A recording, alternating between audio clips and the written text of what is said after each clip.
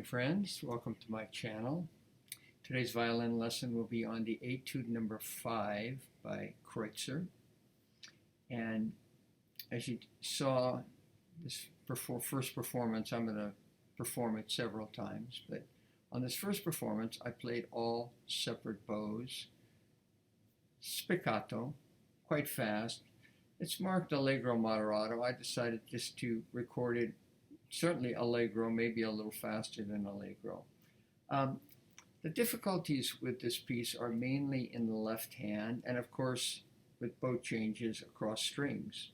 The three flats, key of E flat major, is pretty uncomfortable. As I was practicing it, going over it, I felt a little strain in my hand from the different combinations that Kreutzer used here with the naturals, because obviously he goes out of the key of E flat into various modulations. So I'll go through the piece and give you some idea of the fingerings I used as I played this piece.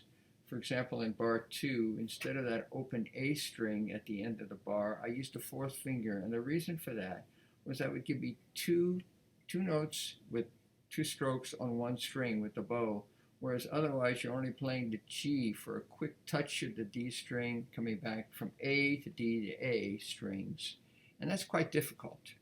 So it's easier if you throw a fourth finger on there at the end of bar 2. Same issue in bar 4. Last two notes, you have a D, C. I suggest go over and hit that D. It's going to be a down bow. Hit that D with a fourth finger. As I come back up in bar 5, I play, we're playing triplets, so it makes sense to play 2, 3, 4 instead of breaking the triplet and crossing the strings. As far as it goes at the end of this line, I'm playing off the Peters edition, by the way.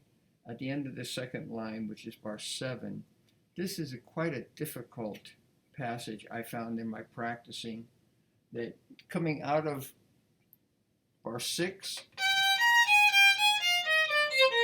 that's not very difficult, but then going into this next bar, there it is. We got two notes on the down up, and then we have to cross over at the end of the triplet, so it's not a natural 1, 2, 3, 1, 2, 3, 1, 2, 3 when we have the.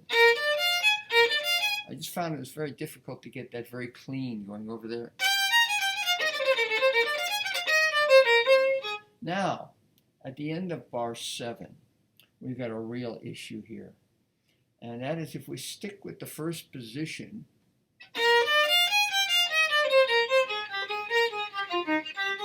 going into bar 8, we've got, and at a slow speed, that's not going to be a big problem, but at a fast speed, that's very, very tricky. So my suggestion to you for your fingering, the last two beats of bar 7, simply do a little half-step re-extension, find yourself in second position, and then it's easy in the second beat of bar 8 to shift back a half step. So in slow motion,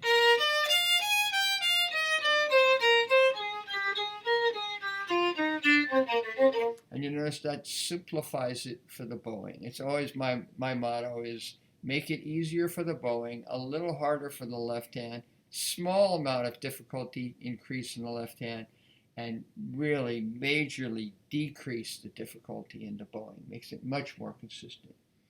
All right, so moving ahead to bar 9, we had some options here to play either open. You notice I'm playing fourth finger A at this point because of the triplet, and then it's easier to go down bow in the third beat. But the question is, of course, what about that D? As I practiced, I found that more and more it was better there to play the open D string. So we're coming out of a, see, it makes a nice phrase. And in bar 10, it's exactly the same thing. We're not going to adjust any fingerings there, but C to E flat. But I also like to play the fourth finger A at that point. Makes a nice kind of natural rhythm there. So starting at bar 12 now. Bar 12 to 15 are quite difficult for the left hand. Bar 12 is easy, but we've got a little bit tricky getting across to that G. Now in bar 13 we've got, I played fourth finger E, kind of, I like to say, to square things up, to make it very obvious. Now in bar 14, I go back to the open E string there to take some strain off my hand. And now, here's another one of these difficult combinations that Kreutzer gives us. At high speeds, for sure, that's very difficult. So how do we solve it? The way we solve it is by shifting up a half step,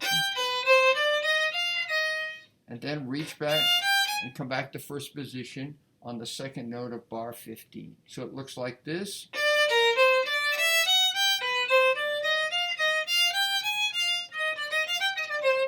Okay, so hopefully that can work for a lot of you. You have to be able to do an extension. Remember, this is a basic violin technique.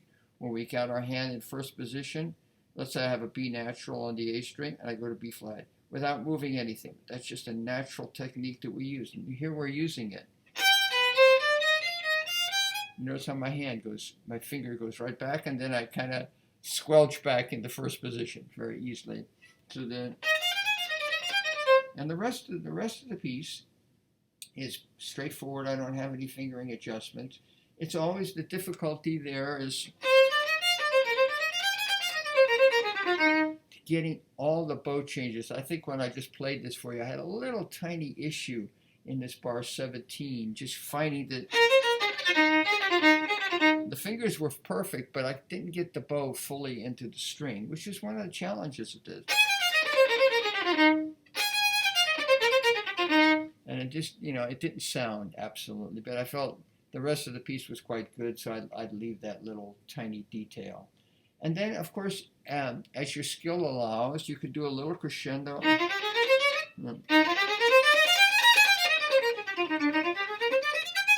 Natural crescendo in bar 18, natural diminuendo in 19, same thing in 20 and 21, and 22 and 23. Each one, as your violin, your bow, your skill allows. Okay, so that's all I have to say about that. Again, keep in mind that it's a little unusual performance of this piece at Allegro, more Allegro. I might even say Allegro vivace instead of Allegro moderato. I'm not sure that Kreutzer intended it to go that fast. I just wanted to demonstrate what the challenges are when you play a piece like this fast, and especially in this key of E flat with these modulations. It's quite challenging. So I hope you liked this video and found some interesting ideas in it. And if you did, give it a thumbs up. And if you haven't subscribed, please do. Really appreciate that. And if you think someone else might benefit from this, please share the video. Okay, thanks very much. Have a great day. We'll see you on the next video.